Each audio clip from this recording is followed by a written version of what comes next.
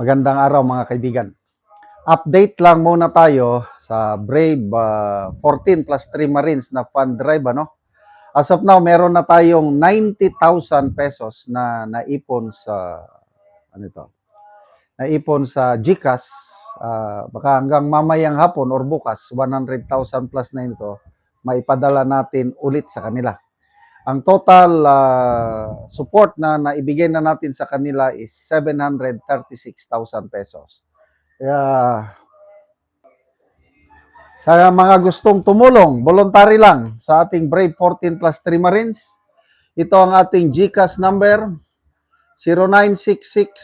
0966-265-8480.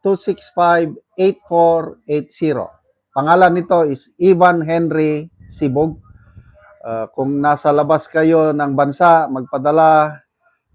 City address niya is Cagayan de Oro City. Ang kanyang street is Barangay Patag. Bigyan natin ngayon ng reaksyon itong pahayag ng dalawang kongresista laban kay Attorney Claire Castro. Una, na-vlog ko na ito noon. I-review na lang natin. Si Congressman Eli San Fernando ng Kamanggagawa Party List. Sabi niya, saksakan ka ng katangahan, Yusek Claire Castro. Bakit mo idadamay? Bakit mo sisihin ang mga teachers sa nangyari sa Zamboanga? Basta, maiinit, mabibigat, maanghang na salita binitawan ni Congressman Eli San Fernando. O ngayon naman, si Congressman Tinio ng ACT Party List, pinagre-resign niya na si Auntie Claire Castro at kailangan niyang humingi ng apology. Kasi up to now, walang apology si Claire Castro, paliwanag lang. Bakit daw niya nasabi ng ganon? O, pakinggan natin siya. Congressman Tinio. Sila minsan ay nagtuturo sa kanilang mga estudyante kung paano maging walang boto. Inisip ko, saan ba dapat nasabihin kong mali ako? Yusek Claire Castro, mag-sorry ka sa mga teachers. Si Antonio Tinio po ito ang kinatawan ng ACT Teachers Party List. Tama na ang palusot. Misquoted, out of context. Alam nyo, malinaw po ang sinabi nyo at malinaw ang naging dating nito sa mga kinauukulan. Kusang nagpapahayag po ang libu-libong mga teachers, mga school administrators na na-offend at nasaktan sa sinabi nyo. Malinaw dating sa kanila. Kaya huwag nyong gawing punching bag ang mga guro para pagtakpan ang kapalpakan ng Marcos Jr. Administration na tiyakin ang kaligtasan ng mga estudyante, guro at kawani sa mga paaralan. Sa kalagayang nangangamba ang mga estudyante at mga guro mismo sa sarili nilang kaligtasan dahil sa mga pangyayari ng pamamaril at pananaksak sa mga eskwelahan, talaga pong wala sa lugar at mali-mali ang bigla niyong hugot na ipasok yung comment kaugnay sa insidente sa Davao at pagsisisi sa teacher. Hindi po yan ang appropriate at logical na response, wala sa lugar, kaya nasaktan ang marami at kaya dapat kayong mag-apologize. Correct. Masalimuot ang problema ng school violence at malaki ang responsibilidad ng gobyerno dito. Kulang na pondo sa mga paaralan, kakapusan ng mga teachers, kakapusan ng mental health professionals.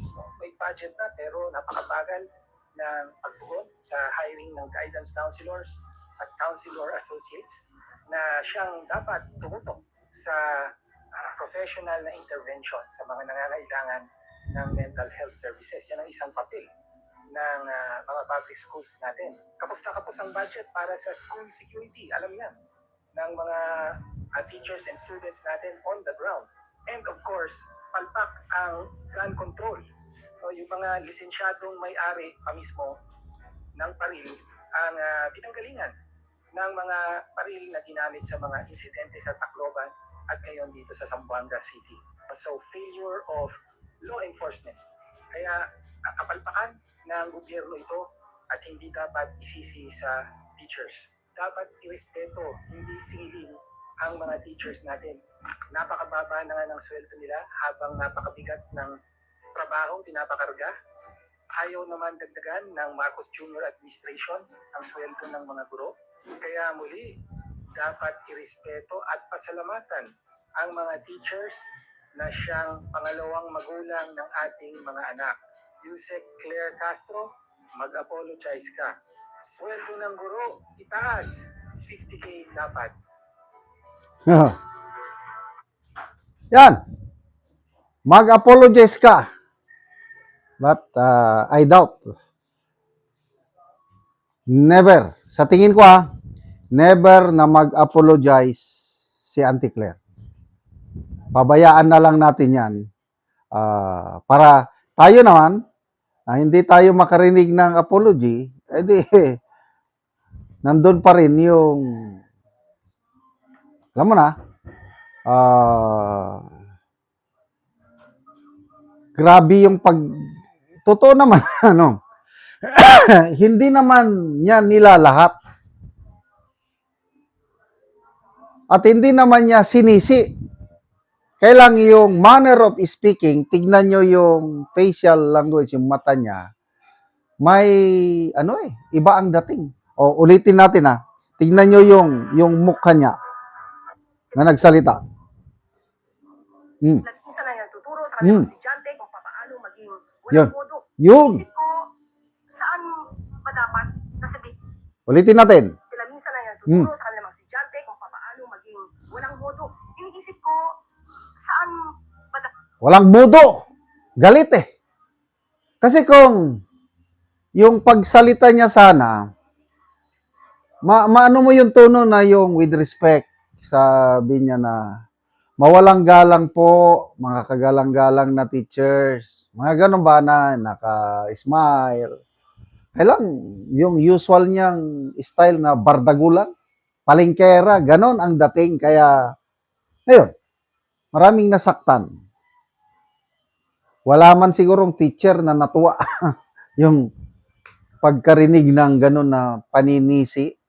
Ang hirap-hirap nang maging teacher Ikaw ba, Auntie Claire, nasubukan mo bang nagturo? Hindi, ako, nasubukan ko.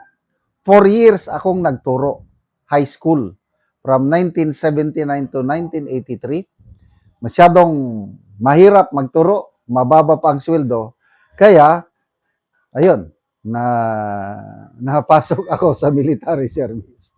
Salamat mga kaibigan sa inyong pagsubaybay sa channel nito. Nakakatulong kayo ng malaki sa tribong Talandig ng Bukidnon dahil ang income natin sa channel na ito is pantulong sa tribo. Namimigay tayo ng libreng yero at pako para makapagpatayo sila ng mas maayos na tirahan. Panoorin nyo ang video na ito. Ako dire sa balay ni Irene Ligaspi nga taga Barangay Tikalaan. Purok 3 San Alahay, Talakag Bukidnon. So mo na ni ang itsura sa iyang atop.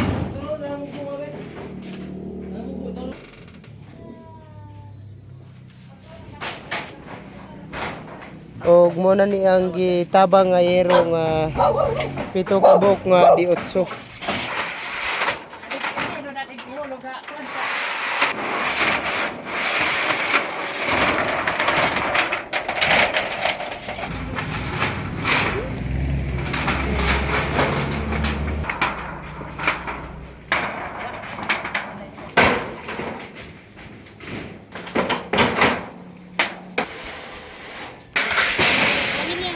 Human, ho. Man, ho. Balik kira kayo na, balik kira.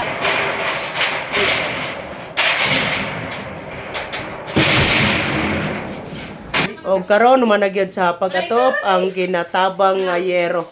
Irene, bigas ikaw. Ginoo nga nakatabang sa sin, napulihan akong atop. Kapila na to katuig imong atop? 5 na katuig, so karon pa gyud napulihan. Karon na pa gyud napulihan. Ngano man sukad sa 5 katuig wala gyud ka nakapuli og atop.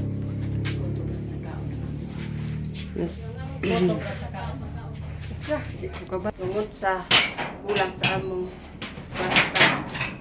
Kulang mo og kwarta. Taman ra gyud sa kaon. Taman ra sa kaon. So karon nakaatop na ka, di na gyud mo maulanan. Karon karon salamat kayo. Kay nakatop na. Oh, salamat kaayo.